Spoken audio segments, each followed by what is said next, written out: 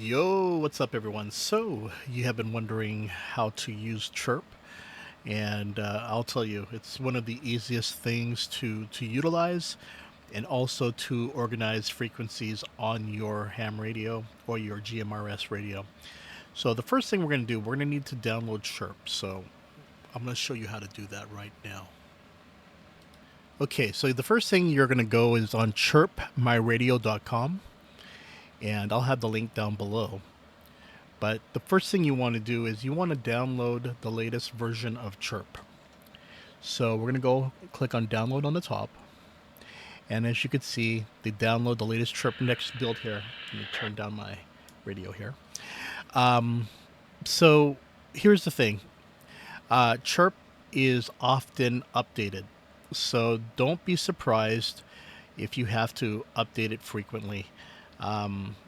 It's just part of things. You want the latest versions because various ham radios, especially newer ones that come out each year, will be supported. So you definitely want to get the latest CHIRP. So the first thing we're going to do, we're going to click on the download the latest CHIRP next build right here, and we're going to. I have a ad blocker with my Brave browser here, but I'm going to continue without disabling. And right here, you'll see the zip file. I use the installer.exe, and we are going to save it.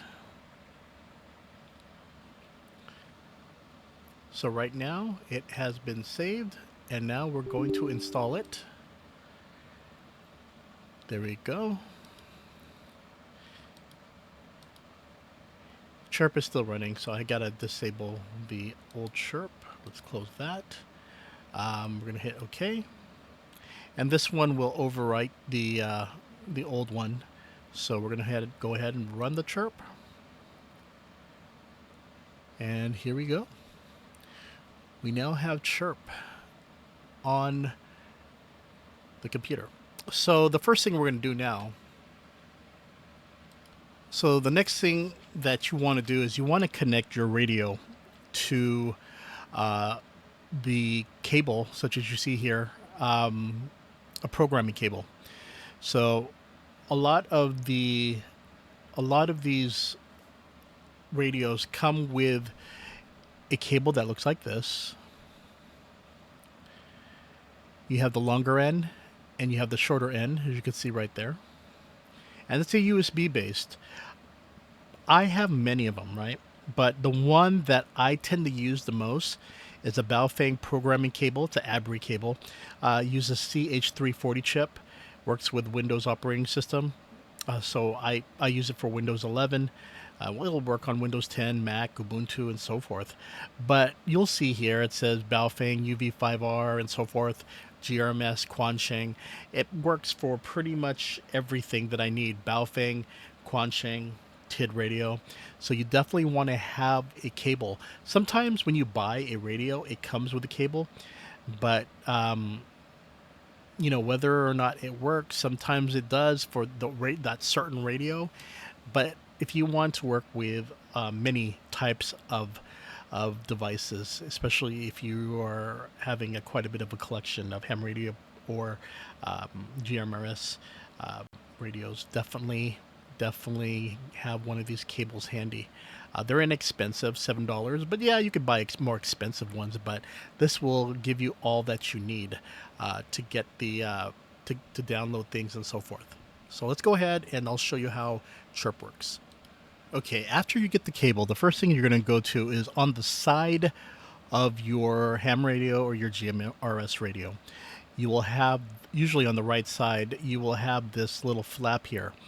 And you can see mic and headphones. It's because they sell speaker and mic sets that people can do, you can just put in your lapel or your pocket. But yeah, it's just more of, you could wear headphones. They have the same type of ends that the programming cable has. So once you open this up, you will see the two holes that you plug in the cable. Again, this one, and you make sure to push it all the way in. I think that's one of the biggest problems where a lot of people say, oh, it's not working, it's not syncing to my computer. or to my radio, and it's because they're not pushing the ends all the way down as far as possible. You push it as far down, and you'll usually hear a snap that it went all the way through. So definitely make sure that this end right here is pushed all the way in. Again, $7, really good deal. And as long as your radio supports CHIRP, that's very important to look at reviews. You usually see people say it does work with CHIRP. It does sync with CHIRP. So that's very important. Okay, now I have the cable plugged in to my radio. I'm just going to use a Baofeng right here, just a standard one. And what we're going to do, I'm going to turn on the radio. And the radio that I'm using here, let's see here, this one, I have so many radios, so I'm going to use, this one is a K68. So we're going to go ahead and we're going to go radio on the top, download from radio, and we know that right here we have the CH340, easy to find. That's why I use this cable. And we are going to select Baofeng, and we are going to use see here. So this is a K68. So you're like looking here, it's like, wait a minute, I don't see the 68. But usually there's always a certain version that will work with a version of a different name, and I'll show you how. So again, this one is a K68 radio, but you'll go down here and you'll say, oh, I got a K6. This drive is beta version. Do you accept the risk? You're going to say yes. And then you're going to hit OK. And as you can see, it starts downloading all the data that's in the radio. And right here, you can see all the frequencies that are on this radio. I'm not going to show everything, but this radio, I believe, stores up to 999 channels. And as you can see here, you have control of all these channels. So you could input as many frequencies and so forth on this radio. Again, just to remind everyone, ham radio does require a license. You need to pass a test in order to use it for transmission. If you're using it for listening, no problem, but for transmission, you do need a license. A GMRS radio does require a license, but the license is really inexpensive, just a little over, I believe, under $10, or is it under $15 or something like that? You take it and you have it for 10 years, and your whole family can use that certain license. So the GMRS radio, think of it as a high-end walkie-talkie with more frequencies, but the ham radio is where everything's at, where you could hear a lot of things from distant areas. But if you do want to transmit, you do need a license, and that's the perk of having a ham radio. You cannot transmit on a ham radio without a license. That's important. Can you do it with GMRS? Yes, you can. As long as you pay for that inexpensive license, FCC license, then you can use a GMRS radio. And that's why you see the things here with FRS and GMRS in the bottom, and you see all these other frequencies listed. So that's pretty much what you do. It's so easy to input the frequency. So you're wondering, well, I just want to listen to what's going on for the police or sheriff. How do I do that? Well, I'm going to show you how. So just type, let's say Manhattan, and then you type frequencies. You'll see sites such as Radio Reference. You'll see sites like nycfirewire.net, or Radio Reference is probably the best one to do. So we're going to look to New York City County, New York, right here. And as you can see here, these are the frequencies. They list them, and this is pretty much for every state. Many counties have their frequencies listed on radioreference.com. And you can see here For instance, NYPD uses frequency 470.6875, type RM, tone 100PL, alpha tag, citywide description, and so forth. So this is, I will say that one thing that you need to be mindful of is, again, do not traffic, do not interrupt emergency frequencies. In fact, in the settings, you could disable the transmit if you do not have a license. If you just want to listen, I recommend disabling the transmit button, so you could just listen in. If you, especially if you have a tri-band where you want to listen to, airplane frequencies. But yeah, radio references is how you get your frequencies easy. You can look at, like, as you can see here, education, schools, airports, attractions, businesses, and so forth. So as you can see here, going back to the top here, as you can see here, you have the frequency, you have the name, the tone mode, tone squelch, the DTCS, RxDTCS, duplex, and all that. So what you're going to do here is that, again, you're looking at radio reference. They give you the tone, they give you the type, they give you the frequency, but will you be able to listen to it? Then you see there's an NAC, PL. So what you usually do, and I'm going to give you an example right here. So you put the frequency in. You put the, I guess you could say, whatever name you want. Just remember that you're limited to how many characters you have for your radio. You use TSQL or DTCS. In terms of differences, I think it's best left, because that's a whole lesson in itself that you could learn from something on YouTube. But as you can see here, let's say looking at tactical, they have 203.5 PL. PL is typically meant for private line. NAC is typically meant for network access code. So it filters out unwanted transmissions. So that's important to note.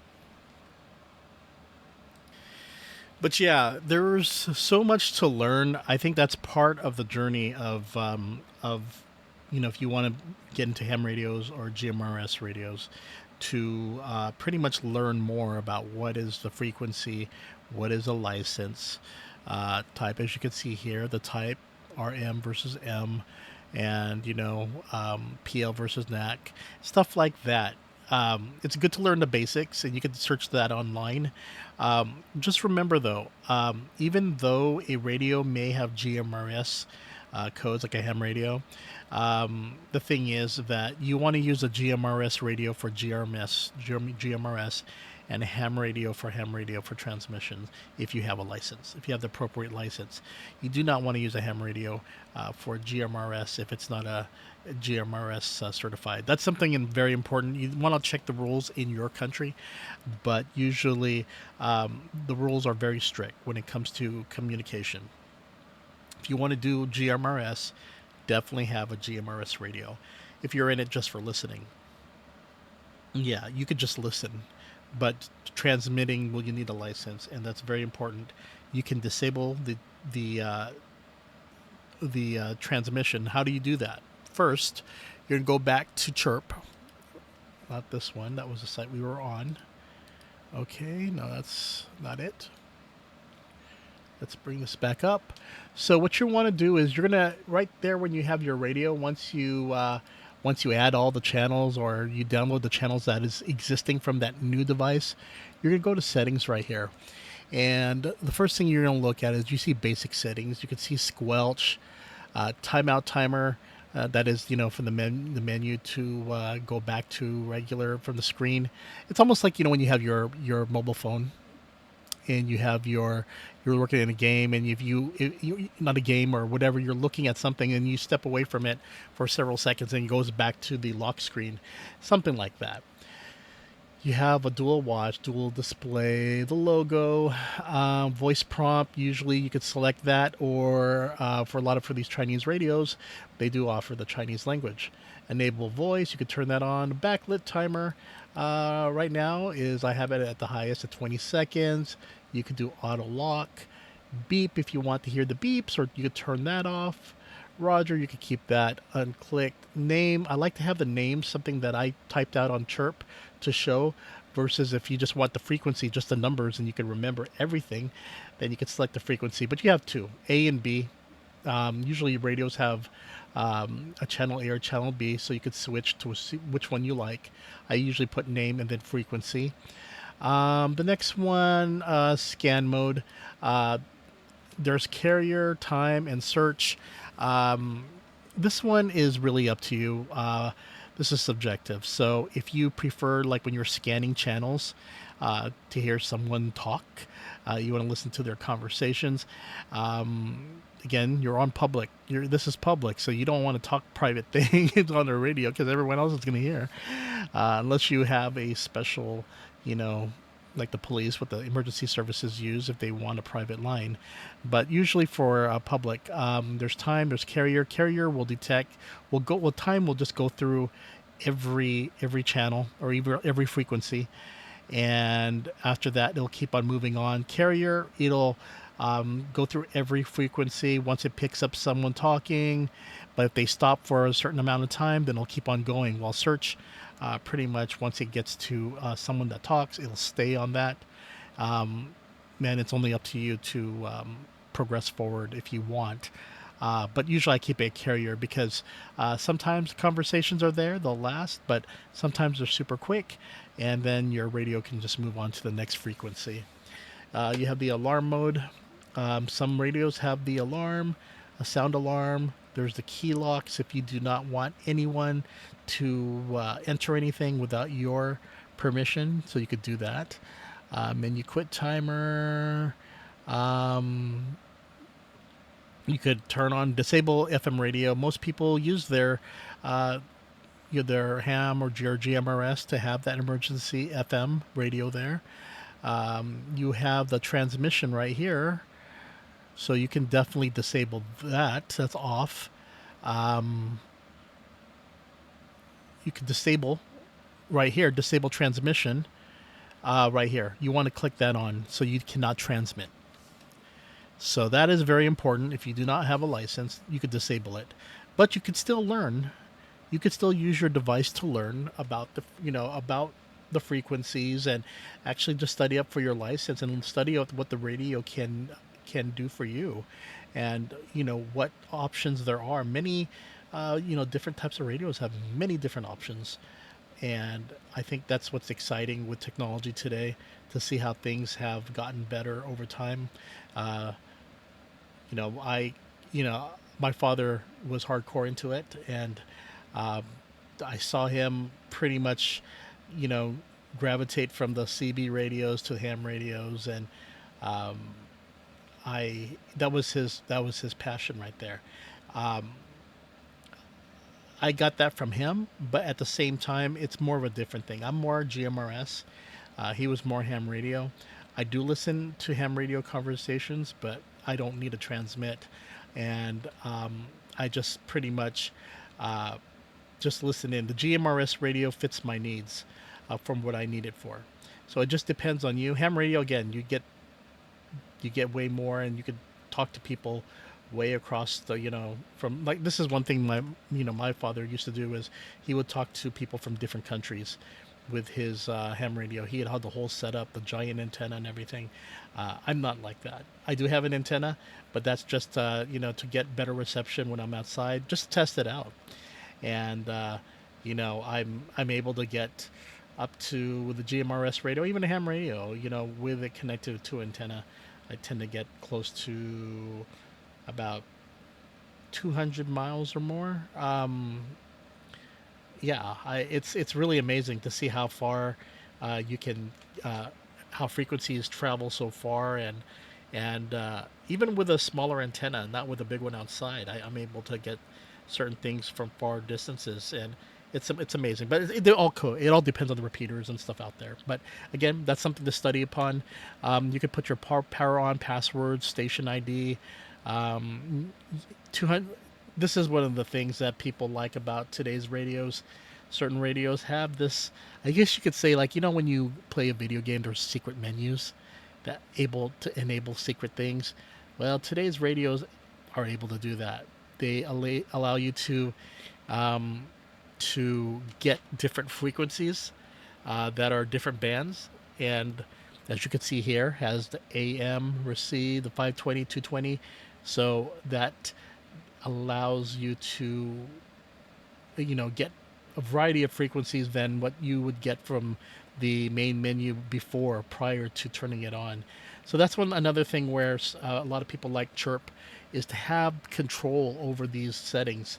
Again, I keep on emphasizing this, especially if you're in your country is very strict about how frequencies are broadcasted.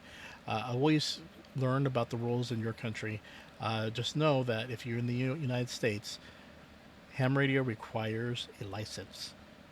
GMRS requires a license. Ham radio requires testing for that license. GMRS doesn't. You just pay that fee, and you're good for 10 years. So, ham radio, you're good for a certain amount of years. I remember back then, my father and even my brother, they were very hardcore about, oh, do this now so you get grandfathered in and stuff like that, of taking the test. But no, I'm not as hardcore as they were into it. But I can't say that. It's a different. I think for my father, it was building this community of meeting people from all across the world, and even he would travel just to meet with these groups and even donate his old hardware to countries that are that don't have as much. While for me, it's just more of emergencies listening, and it's just something, just more of that hobby. If you enjoy something like that, I don't really communicate, have no really need to. If I do, GMRS radio is probably what I would do. um, I know at the workplace, certain workplaces, they use these radios to communicate with staff. um, for me, uh, it's more of yeah, GMRS is just fits my needs. But I may go on the path of taking the test. I said I would. I just haven't done it because, again, it just depends on your true need and what you really want to do and how far you want to go. Pretty much, I'm more of a listener than a transmitter. I don't need to speak to anyone. I don't. I have no. It's just for me. It's just really interesting to hear these conversations of other fellow, um, you know, radio owners, handheld radio owners, and to see what they talk about. There's some people who are very hardcore. This is their life and passion. My father had that. I don't. So I'm cool with GMRS. But yeah, having a ham radio, it's cool to, if you just like the technology and you're just cool with, listening to different frequencies, especially if you travel and you just want to listen in. Yeah, you could load up your chirp with many different frequencies, and it makes it a lot easier. My dad's day, oh my gosh, they had to handheld and manually input everything.